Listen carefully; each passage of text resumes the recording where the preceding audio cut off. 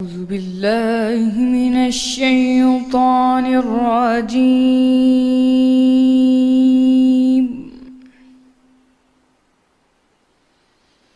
بسم الله الرحمن الرحيم.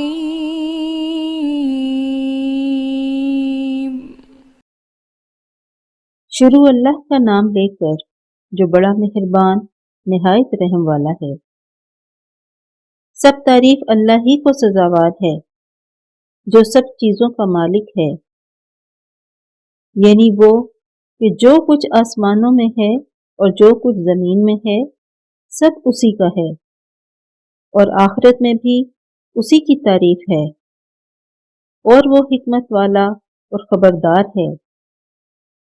جو کچھ زمین میں داخل ہوتا ہے اور جو اس میں سے نکلتا ہے، اور جو آسمان سے اترتا ہے اور جو اس پر چڑھتا ہے، سب اس کو معلوم ہے، اور وہ مہربان اور بخشنے والا ہے۔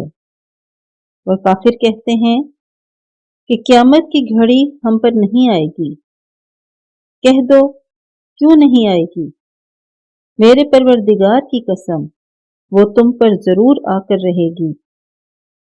وہ پروردگار غیب کا جاننے والا ہے، ذرہ بھر چیز بھی اس سے پوشیدہ نہیں، نہ آسمانوں میں اور نہ زمین میں، اور کوئی چیز اس سے چھوٹی یا بڑی نہیں مگر کتاب روشن میں لکھی ہوئی ہے، اس لیے کہ جو لوگ ایمان لائے اور عمل نیک کرتے رہے ان کو بدلہ دے، یہی ہے جن کے لیے بخشش اور عزت کی روزی ہے۔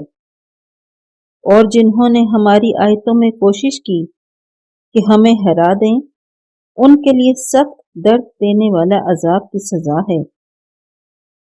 اور جن لوگوں کو علم دیا گیا ہے وہ جانتے ہیں کہ جو قرآن تمہارے پروردگار کی طرف سے تم پر نازل ہوا ہے وہ حق ہے، اور اللہ غالب اور سزاوار تعریف کا رستہ بتاتا ہے۔ اور کافر کہتے ہیں کہ بھلا ہم تمہیں ایسا آدمی بتائیں جو تمہیں خبر دیتا ہے کہ جب تم مر کر بالکل پارا پارا ہو جاؤ گے تو نئے سرے سے پیدا ہوگے، یا تو اس نے اللہ پر جھوٹ باندھ لیا ہے یا اسے جنون ہے۔ بات یہ ہے کہ جو لوگ آخرت پر ایمان نہیں رکھتے وہی عذاب اور پرلے درجے کی گمراہی میں مبتلا ہیں۔ کیا انہوں نے اس کو نہیں دیکھا جو ان کے آگے اور پیچھے ہے، یعنی آسمان اور زمین؟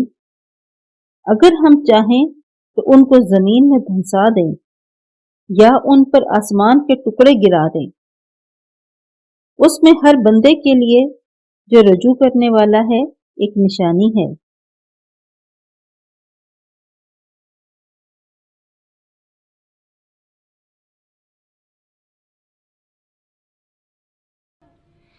صدق اللہ